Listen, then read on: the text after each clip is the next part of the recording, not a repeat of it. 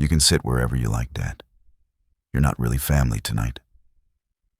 That's what my daughter said, into a live microphone at her own wedding. I'm Edward Hale, 72, from Seattle. That voice, that bright, rehearsed cheer, came from my only child, standing in her white dress, eyes cold as winter glass. People laughed awkwardly, thinking it was some kind of joke. But I knew better. The staff hesitated, glancing between us, until she waved them off. "Please," she added, "make sure Mr. Hale has a comfortable seat in the back." Mr. Hale. The room clapped, awkward and confused, while I smiled the way old men do when they don't know where to put their hands. The head table gleamed under soft gold lights. My name had been there once, printed in cursive on a little folded card. But now the card was gone. I found it later, tossed near the buffet, with a faint pen line crossing my name out. I slipped it into my pocket. I remember her mother's words, years ago. Never let pride eat what love built. But pride was all that seemed to fill that room. I sat at the far end near the servers, watching the first dance. Her husband's family was wealthy, developers from Portland, and everything screamed new money. Chandeliers, imported roses, a string quartet that looked too young to drink. She used to love simple things. When she was 10, she made a wedding dress out of curtains and asked me to walk her imaginary aisle in the living room. "Promise you'll be there, Daddy," she'd said. "Promise you'll never leave." Now she was married, and I wasn't there. Not really. During the toasts, her husband thanked everyone who made this night possible, listing vendors, planners, his parents, but not once mentioning me. My daughter raised her glass after him. "To family," she said. "To the people who lift you up, not hold you back." It stung more than I expected. I watched the lights dance off her earrings, the ones her mother left behind, the ones she swore she'd never take off. I wondered if she even remembered where they came from. After dessert, I tried to approach her, just to say congratulations, but one of the coordinators blocked my way gently. "I'm sorry, sir," she said. "The brides asked for family-only photos." I looked past her shoulder. My daughter was laughing with her in-laws. I thought about pushing through anyway. But what would that prove?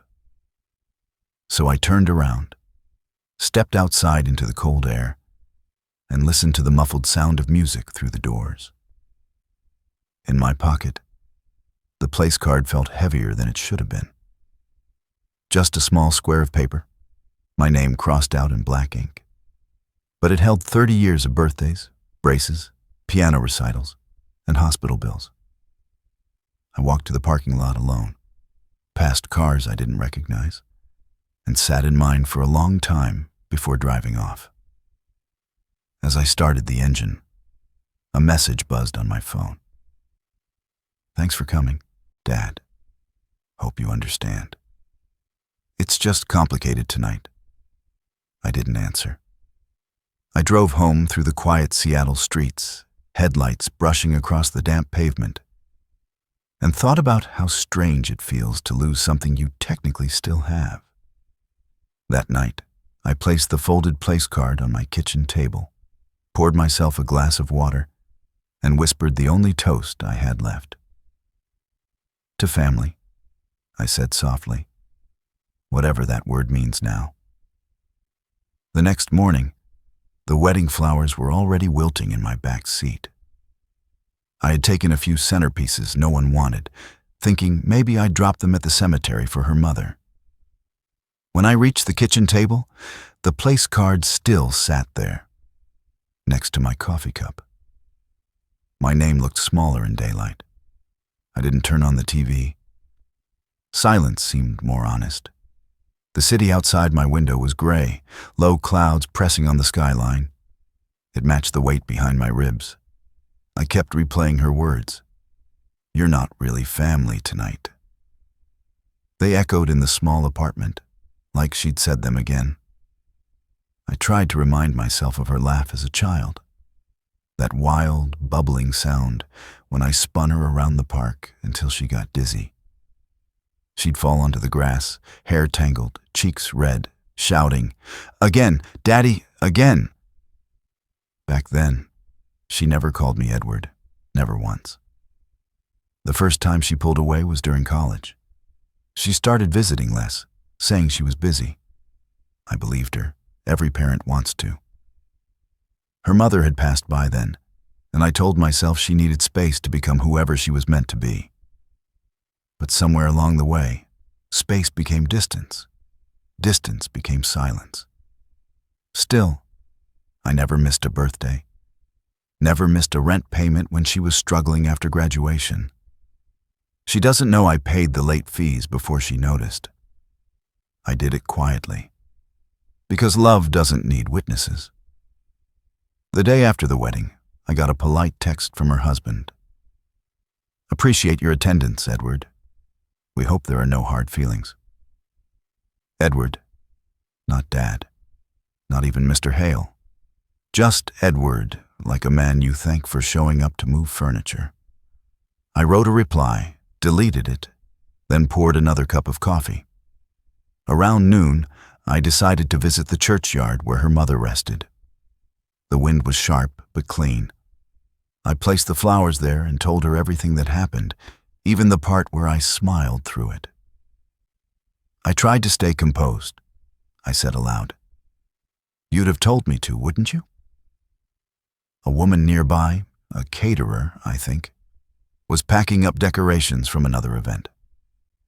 She noticed the boutonnieres still pinned to my jacket. "You from the wedding last night?" she asked kindly. I nodded. She hesitated, then smiled softly. "They said you left early. I kept a slice of the cake in case you wanted it."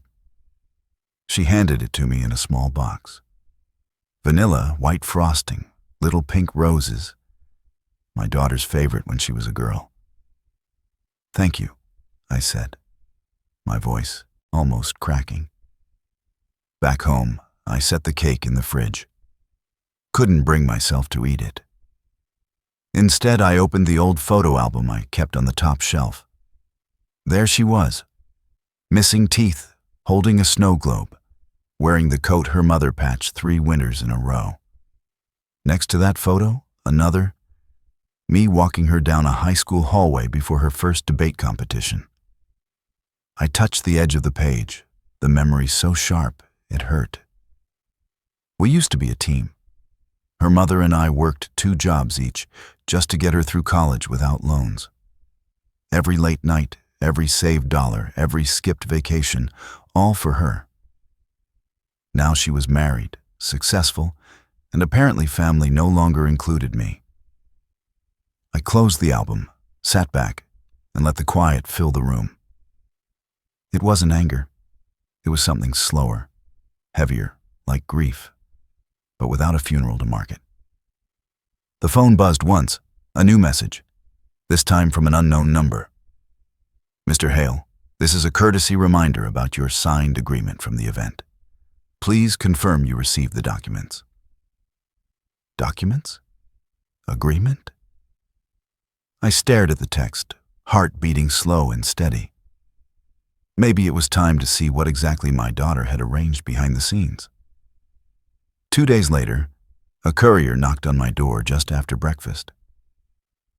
"Delivery for Mr. Hale," he said, handing me a slim brown envelope that felt heavier than its size. The sender's name at the corner, my daughter's new husband. I didn't open it right away.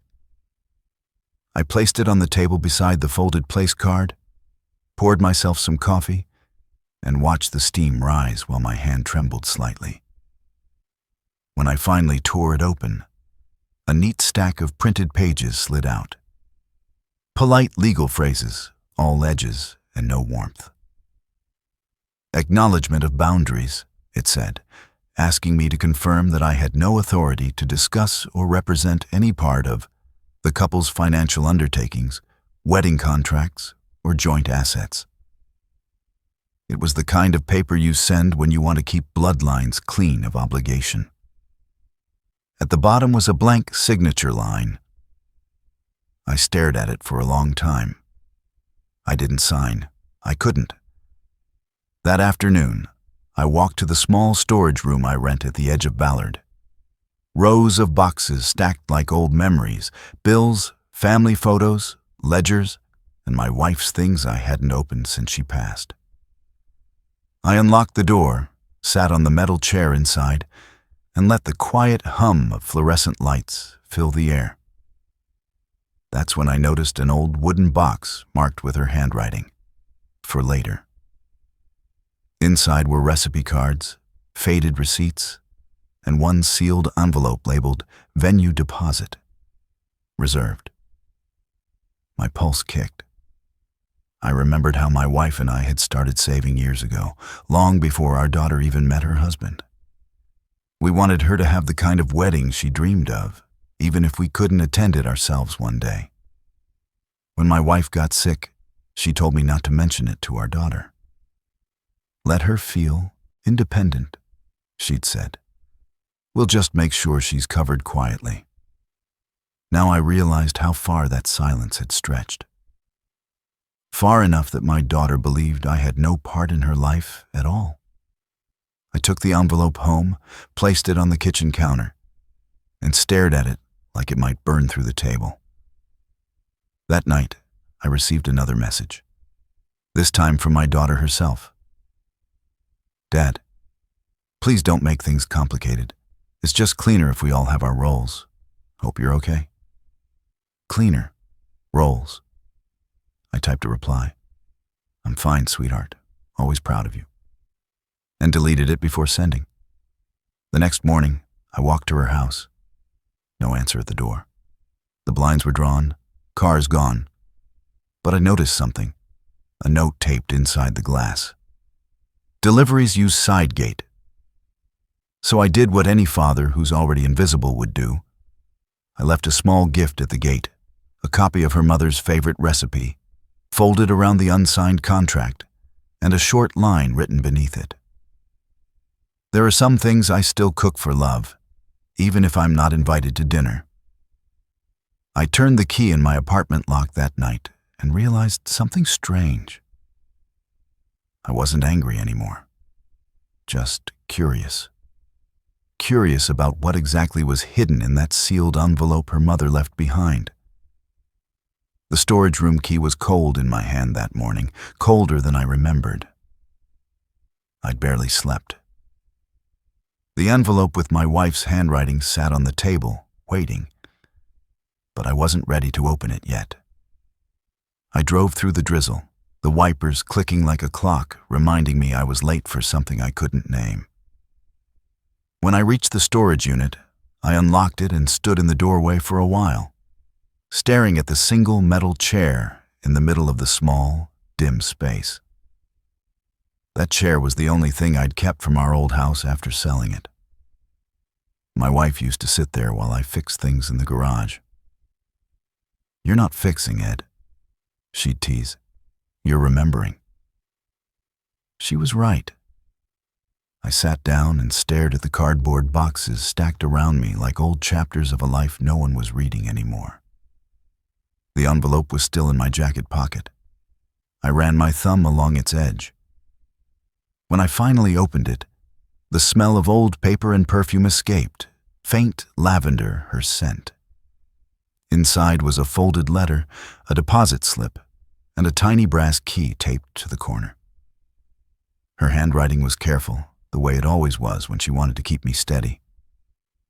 "Edward, if you're reading this, it means our girl is grown, and I'm gone. You've done enough for both of us. Remember, the love we gave her wasn't wasted. It just took a longer road home. Keep the promise we made about her wedding. Don't tell her. Let her feel proud. But if pride ever turns cruel, use this key. You'll know where it belongs." I didn't know what she meant at first. But then I turned the deposit slip over. It had the name of the venue, Westfield Manor, the same place where the wedding had been held. The key was small, brass and worn, like it had been carried for years. I held it tight in my palm. My wife had handled every practical thing in our lives. She had probably arranged something long before either of us imagined that night could hurt this way. I thought about the words, "use this key." I'd never been one for riddles, but I knew my wife. She believed in gentle truths, not revenge. If she left me that key, it wasn't for anger. It was for clarity. I drove to the edge of the city where the venue stood, tall windows, ivy on the walls, still beautiful in the rain. I parked across the street, watching a new wedding set up inside. Music played faintly. Laughter. I didn't go in. Not yet. Instead, I sat in the car, key in my pocket, and remembered the night of my own wedding, how nervous I'd been, how my wife had whispered, "Don't lock the world out, Ed. It's better to trust, even when it hurts." I looked back toward Westfield Manor, lights flickering through the curtains, and wondered how much of that place, of that night, still had her fingerprints on it. The brass key felt heavier the longer I held it. I didn't know what door it opened, but I was sure of one thing. My wife had left me one last truth to find, and I wasn't leaving until I found it. I went back to Westfield Manor the next morning. The sky was clear for once, the kind of soft blue my wife used to call wedding weather.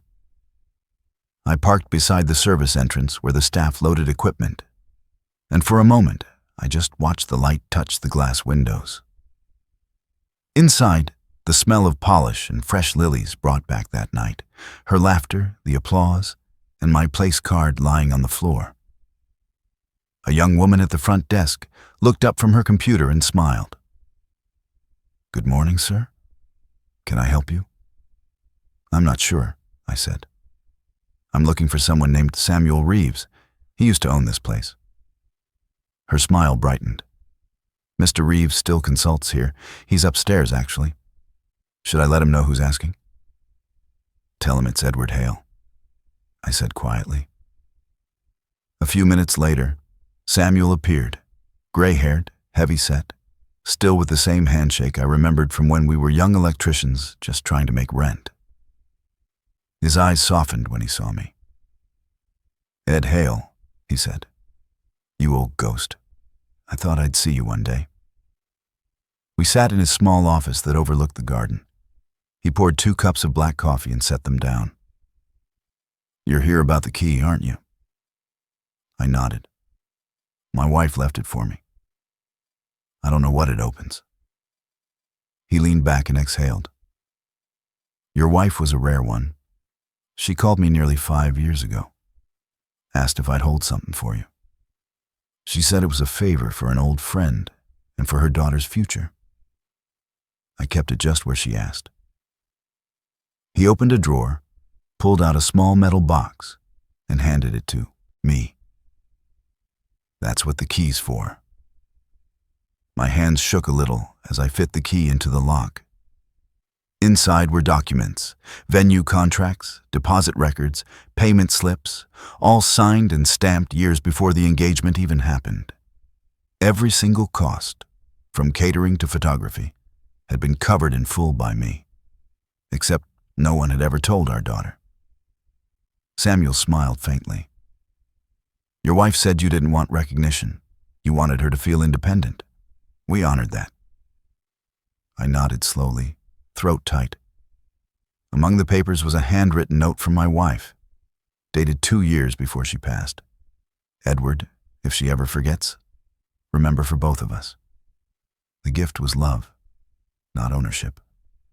But don't let her shame you for it. Tell her only when your heart says it's time." I closed the box carefully and pressed my palm against it.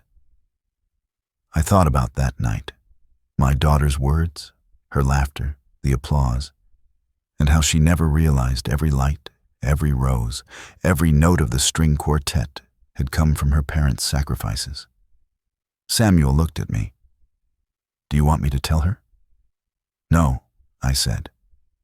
"Not yet. It's not about proving anything. I just needed to know I wasn't imagining the years we gave." He nodded. "You weren't.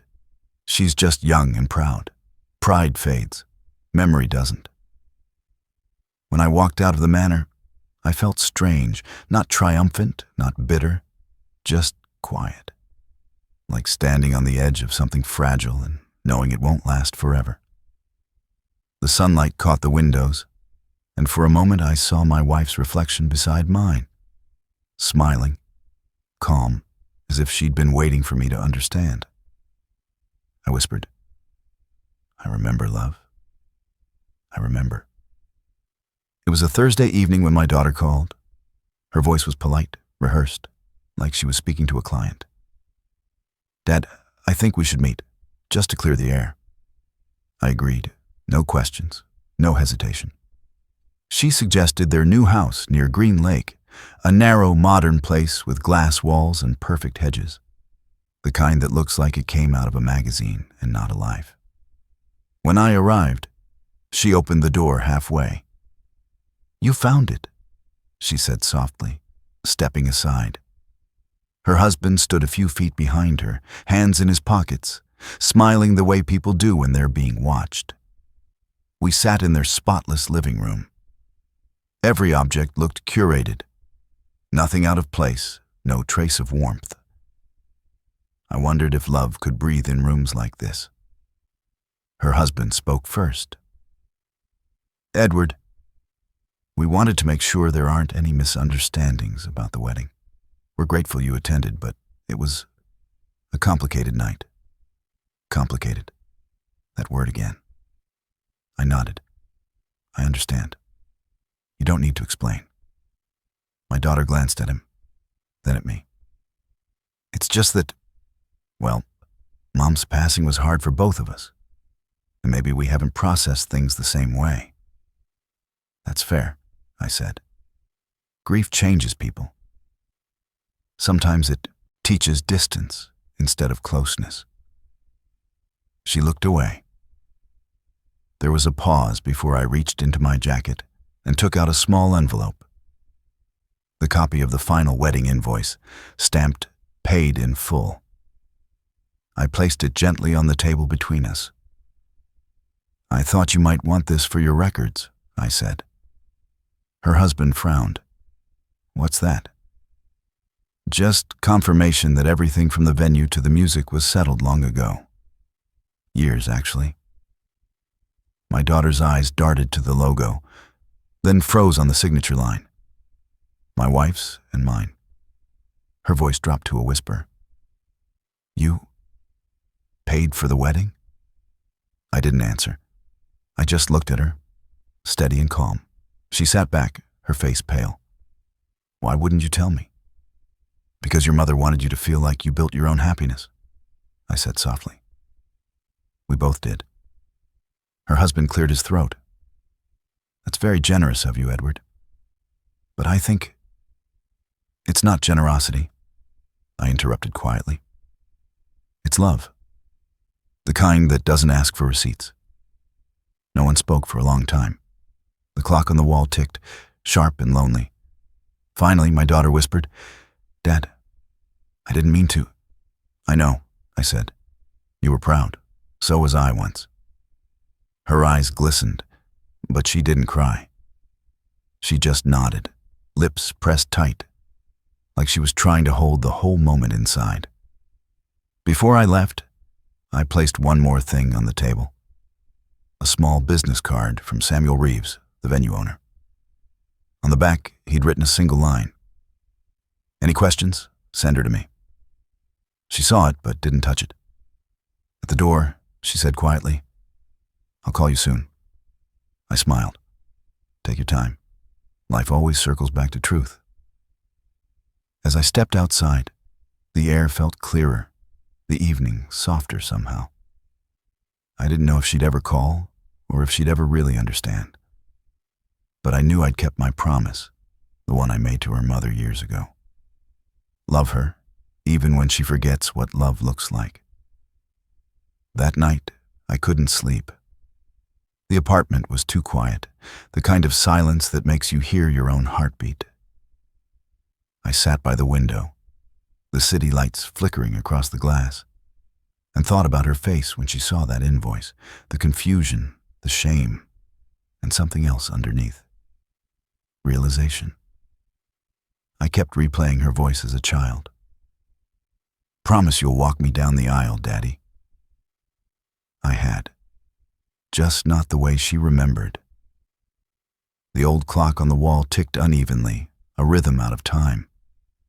I opened my desk drawer and took out a small recorder, one of those cheap digital ones I used when I was still working maintenance at the docks. I pressed record and began speaking softly, my voice trembling just once.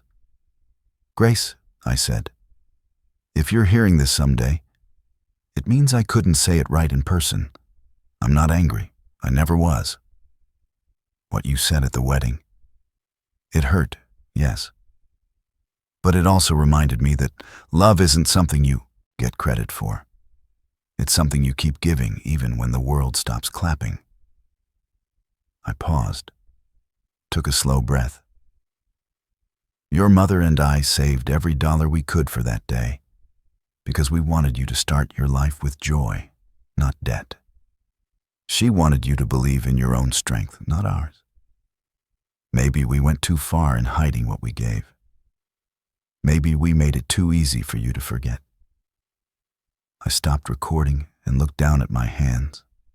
Old, scarred, a little swollen from years of labor. These hands had built her childhood, room by room. On the table beside me was a small velvet ring box. Inside was my wife's wedding ring. Gold, simple, slightly bent from years of wear. I used to think I'd pass it down to Grace on her wedding day, but she'd chosen something new, something shinier. Still, I held the ring that night, turning it between my fingers. What would you have said, love? I whispered. In my mind, I heard my wife's voice as clearly as ever. You did right, Ed. You showed up. That's all a father can do. Outside, the wind shifted, carrying the soft hum of traffic from the distant highway. I folded the letter I'd written earlier, the one I hadn't planned to send, and slid it into an envelope. No address, just her name. Then I set it beside the ring box, as if the two belonged together. The letter said everything I couldn't say aloud. That I was proud of her. That she was still my family, no matter what words she used to push me away. That her mother's love still lived quietly in every corner of her life. She just hadn't noticed. I switched off the recorder, sat back, and let the dark settle around me. Tomorrow, I'd mail the letter. Or maybe I wouldn't. Maybe it was enough to have written it. Some things, I realized, don't need to be delivered to matter. They just need to be spoken once, in truth. I sat at the same table where this story began. The place card, the old envelope, the brass key all laid out like quiet witnesses. Morning light spilled through the blinds, soft and forgiving. It had been 3 weeks since the visit. Grace hadn't called, but I wasn't counting the days anymore. A father's heart learns patience the way trees learn weather, by surviving it. I took one last look at the folded letter, still unsent. Then I began to speak, not to her this time, but to whoever might be listening. Maybe you.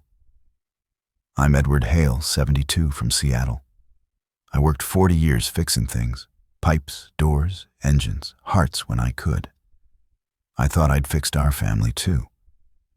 But some cracks don't show until the light hits them just right. When my daughter stood at her wedding and said I wasn't family, I didn't shout. I didn't leave angry. I just carried my name card home like proof that love doesn't always get a seat at the table it built. What she never knew was that every glass raised that night, every string of lights above her, every step she took on that polished floor. Her mother and I made it happen. Quietly, willingly, because that's what parents do. When I showed her the truth, I didn't want to shame her. I wanted her to see how deeply she'd been loved. Now I sit here wondering what a father's love should look like after that. Should it step back, finally rest, and let her learn her own lessons? Should it forgive her before she even asks?